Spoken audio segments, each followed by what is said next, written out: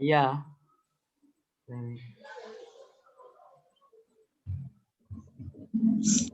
Assalamualaikum warahmatullahi wabarakatuh. Kami dari kelompok hadis tentang Isbal. Saya Widya Mahendra, Yusuf Widofi, dan Udur Hanif. Ya.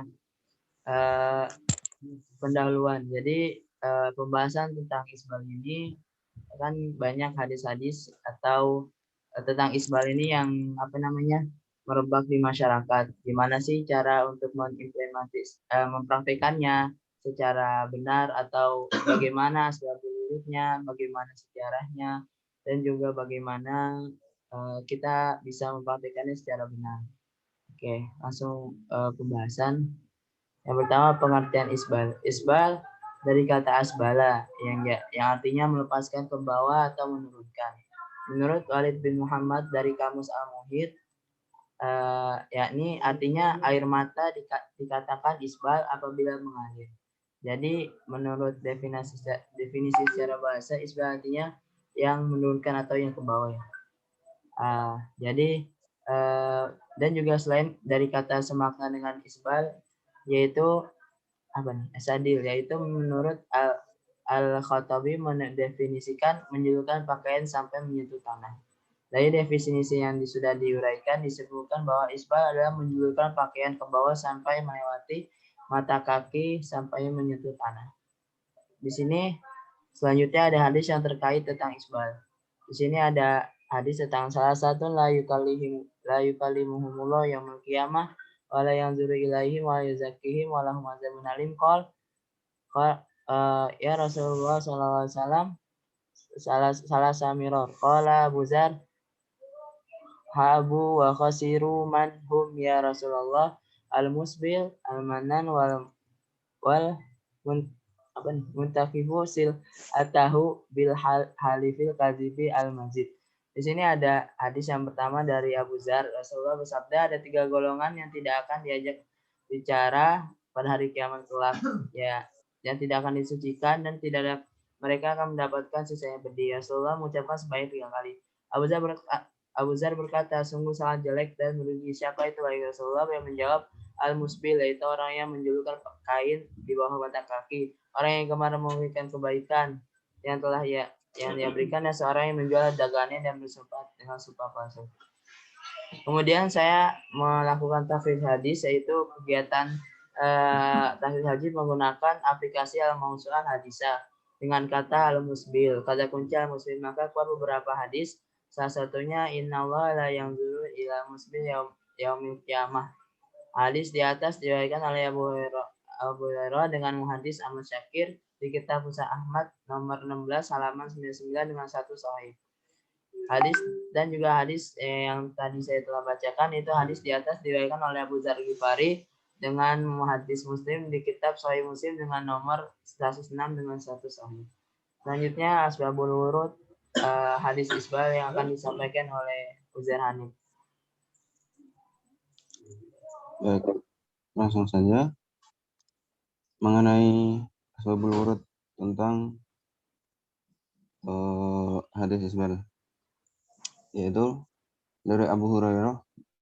Dia mengatakan bahwasanya ada seseorang lelaki yang berpakaian yang berjela-jela, yaitu isbal. Ia mengerjakan salat, kemudian Rasulullah menegurnya gitu kan, disuruh wudhu lagi. Kemudian beliau menjelaskan bahwasanya Allah tidak akan menerima sholat dari orang yang berpakaian berjela-jela tadi. Keterangan isbal, yaitu sampai menyapu lantai atau terlalu panjang, adalah pertanda kesombongan dan menampilkan sosok pribadi yang sombong. Padahal salat adalah saatnya seorang bersujud dan bertawaduk pada Allah. Maka Rasulullah memerintahkan laki-laki itu agar mengulangi wudhunya, kemudian sholatnya, agar lebih bersih lahir dan batin, yakni dengan berwudhu. Kebersihan batin adalah dengan meninggalkan sifat takabur. Jadi makna hadis adalah tidak akan diterima sholat seseorang jika pakaiannya tersebut berjela-jela, walaupun semua bagian salat telah dilaksanakan. Dengan kata lain, salat orang yang menyombongkan diri tidak akan diterima. Dalam asbabul wurud hadis yang lain seperti dalam Sahih Muslim dari hadis Ziyadah dari Abu Hurairah radhiyallahu an, katanya atau dia berkata, aku mendengar Abu Hurairah yang sedang memanjangkan sarung. Lalu ia hentak-hentakkan kakinya ke tanah. Laki-laki itu seorang pemimpin dari Bahrain. Maka Abu Hurairah berkata, telah datang Amir. Rasulullah bersabda, sesungguhnya aku tidak akan memandang. Dalam riwayat Ibnu Umar, aku pernah berpapasan dengan Rasulullah SAW, sedangkan sarungku yang aku pakai agak melorot ke bawah. Maka Abdullah berkata, angkatlah sedikit sarungmu. Maka aku angkat, tinggikan sedikit. Gitu. Kemudian Abdullah meminta lagi, angkat sedikit lagi. Maka sejak itu tak pernah aku lagi memakai sarung yang menyapu lantai. Maka sebagian orang bertanya, kenapa demikian? Abdullah menjawab, itu sifat orang-orang terdahulu, yaitu orang-orang sombong gitu kan. Jika kita telusuri lagi dalam kitab syarah hadis, khususnya Fathul Bari, maka akan diperoleh informasi yang sangat erat hubungan dengan hadis tersebut. Peristiwa itu berkaitan dengan pernyataan yang diungkapkan oleh Abu Umamah dalam riwayat At-Tabrani. Ketika itu, Abu Umamah bersama Rasulullah dan beberapa orang sahabat. Tiba-tiba disusul oleh Amr bin Zararah Al-Ansori dengan memakai hiasan. Dan sarung dan mantelnya menjulur ke bawah melewati mata kaki. Lalu Rasulullah mengambil ujung pakaian Amr dan dengan tawaduk beliau berkata,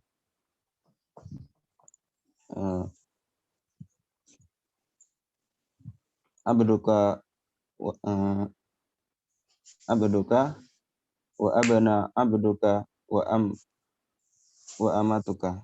Lalu Amr mendengar ucapan Nabi tersebut. Kemudian Amr berkata, ya Rasulullah, sesungguhnya aku ini mempunyai betis yang kurus. Maka Rasulullah bersabda, sesungguhnya Allah telah memperindah setiap ciptaannya, wahai Amr. Dan sesungguhnya Allah tidak menyukai orang-orang yang sabar. Dalam penjelasan riwayat di atas, dapat diketahui bahwa peristiwa hadis itu berkaitan dengan kasus Amr bin Az-Zararah. Riwayat di atas dapat juga dilihat pada kasus yang lain yang diriwayatkan oleh Ahmad bin Hanbal. Kemudian dilanjutkan mengenai sejarah isbal. Terima kasih.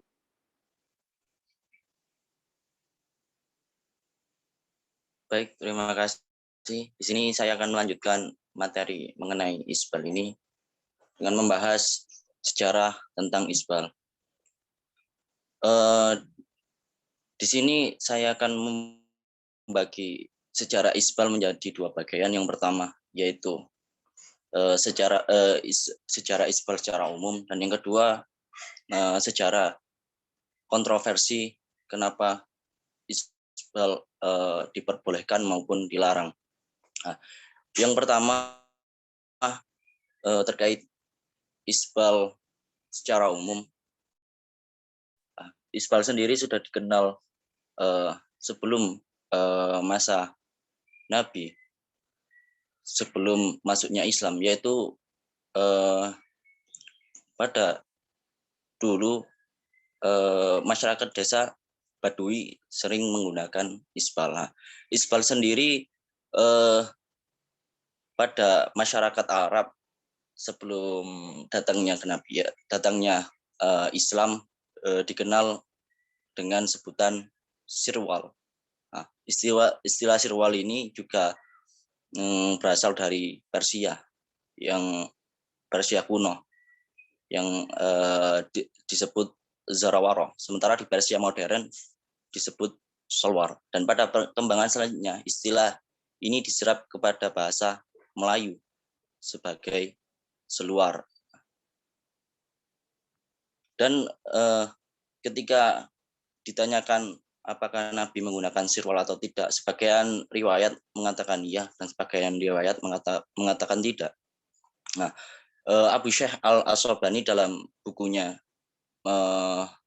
menjelaskan bahwa Nabi pernah membeli celana. Dalam hadis riwayat Ibnu Maljah dijelaskan Ibnu Sofwan radhiyallahu an menuturkan bahwa dia mendatangi Rasulullah di Mekah sebelum Rasulullah berhijrah.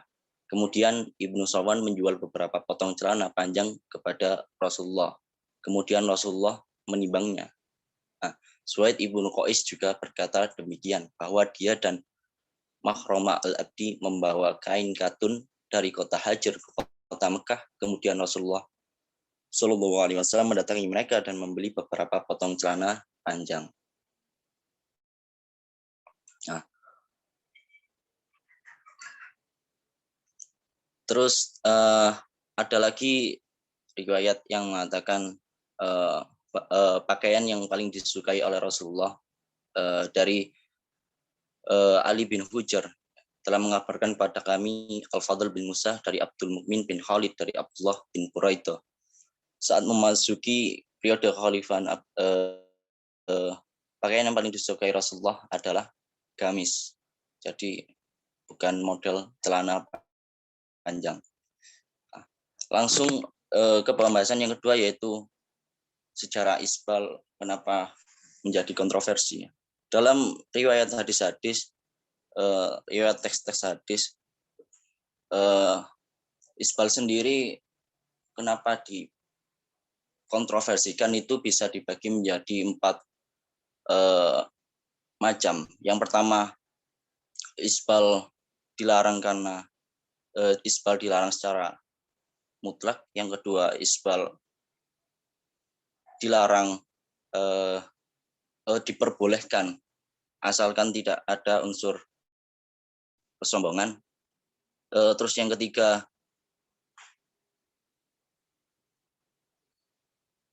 dispensasi isbal bagi sahabat Abu Bakar. Dan yang keempat, dengan batasan mengenai isbal. Secara hukum sendiri, para ulama berbeda pendapat dalam 2 hal. Yang pertama yaitu isbal dengan adanya melarang isbal secara mutlak, dan yang kedua memperbolehkan isbal dengan tanda kutip tidak ada sifat kesombongan di sana.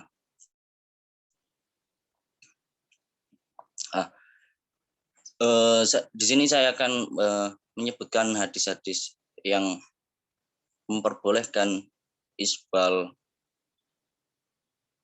tanpa ada sifat sombong.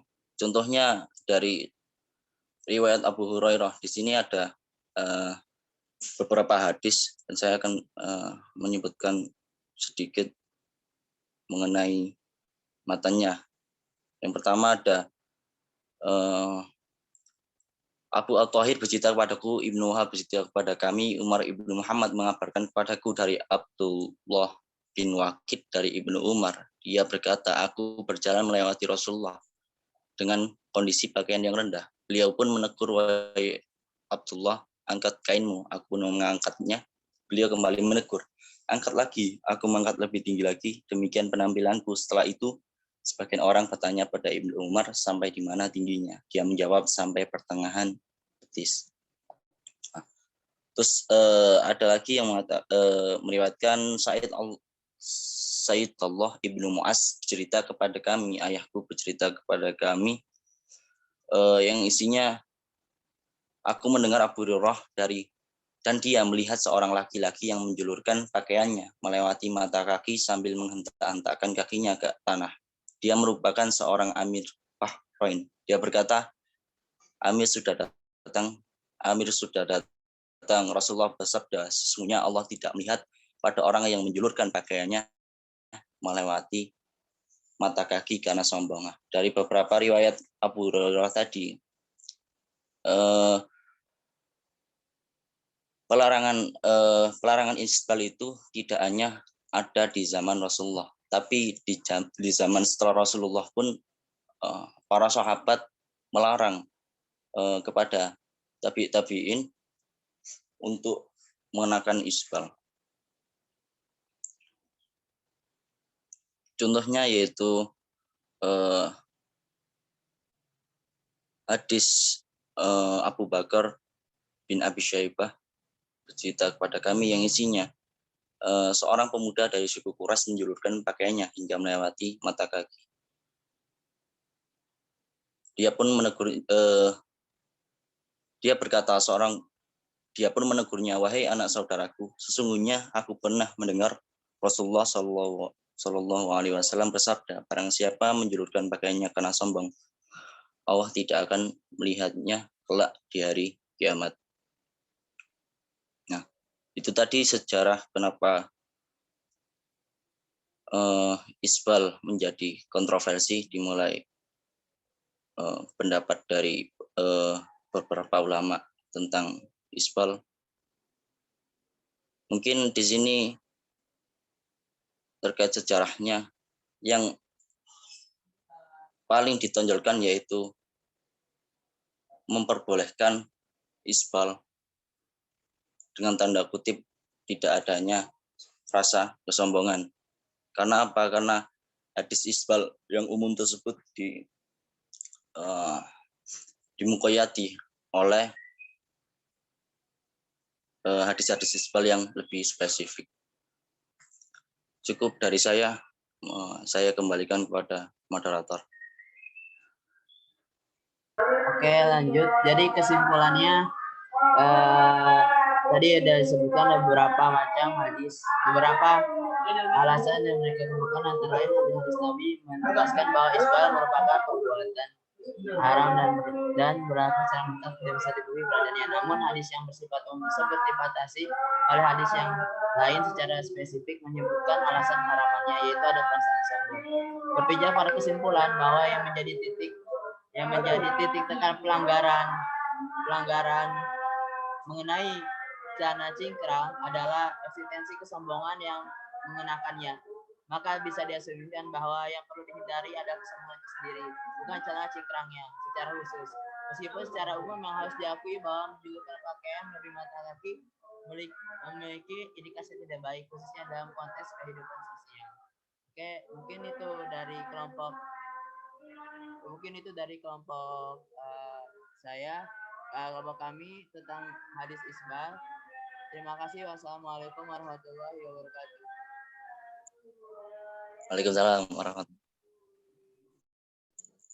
wabarakatuh. Ngumpulkannya gimana ini?